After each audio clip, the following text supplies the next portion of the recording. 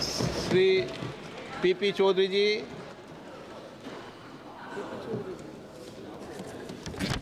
धन्यवाद अध्यक्ष महोदय जी।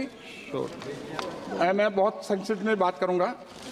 आपने मुझे भारत के संविधान के 75 वर्षों की गौरवशाली यात्रा पर चर्चा के लिए भाग लेने के लिए समय दिया, इसके लिए बहुत बहुत आपका आभार।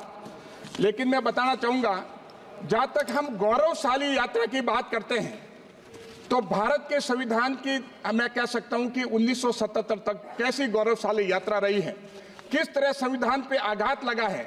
चाहे जुडिशरी को कमिटेड बनाया है, चाहे जुडिशरी को पनिश किया गया है, चाहे जजेस का सुपरसीड किया गया है, चाहे ऐसे लोगों को प्रमोशन दिया गया है और चाहे सीनियरिटी का वायलेशन किया गया है, ये हमने देखा। अपने इलेक्शन को बचाने के लिए चुनाव अगर सेट असाइड कोर्ट से होने के बाद, वॉइड होने के बाद, उसके बाद में अपने उसके लिए भारत के संविधान में संशोधन करने का ये पूरे विश्व में पहला एग्जाम्पल होगा। और जो संविधान जब किया उसमें करने के बाद आप देखेंगे अध्यक्ष महोदय कि किस हिसाब से सिविल लिबर्टीज जो है वो कर्टेल की गई। और सारा जो इमरजेंसी पे मैं बहुत लंबा चौड़ा बोलना नहीं चाहता हूं, लेकिन एक बात आपको बताना चाहता हूं, जहां तक रिजर्वेशन की बात है, मैं मेरे कांग्रेस के मित्रों से चाहता हूं कि वो अपना स्टैंड ले।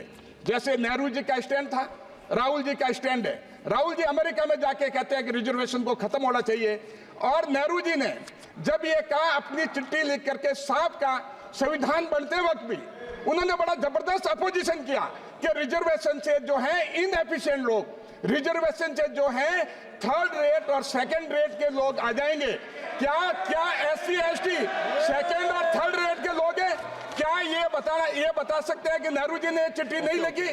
और अंबेडकर जी ने जब अपना इस्तीफा दिया तो उन्होंने बीसी रॉय को लेटर लिखा कि अंबेडकर के इस्तीफे से कोई फर्क नहीं पड़ेगा कैबिनेट में। तो एक दलित के साथ जिस हिसाब से इनकी रिजर्वेशन की पॉलिसी है, एक तरफ ये जेब में भारत का संविधान लेके चलते हैं और दूसरी तरफ रिजर्वेशन को खत्म करना चाहते हैं। अध्यक्ष महोदय, ये ओबीसी के खिलाफ है, एससी एसटी के खिलाफ है और बात रिजर्वेशन की करते हैं। बहुत बहुत धन्यवाद।